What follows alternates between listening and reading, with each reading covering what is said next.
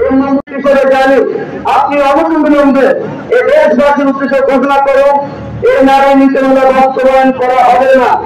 আজকের এই সমাবেশ থেকে আমি ধিক্কার জানাই এই সমস্ত নারী কমিশনের সদস্য বৃন্দকে, যারা প্রতিভাকে, যারা ব্যবহারটাকে তরুণদের মর্যাদা দিতে সুপারিশ করবে, ঠিক জানাই তাদেরকে, এবং ধিক্কার জানাই যারা এই প্রস্তাবনা গ্রহণ করবে তাদেরকে ধিক্কার জানাই।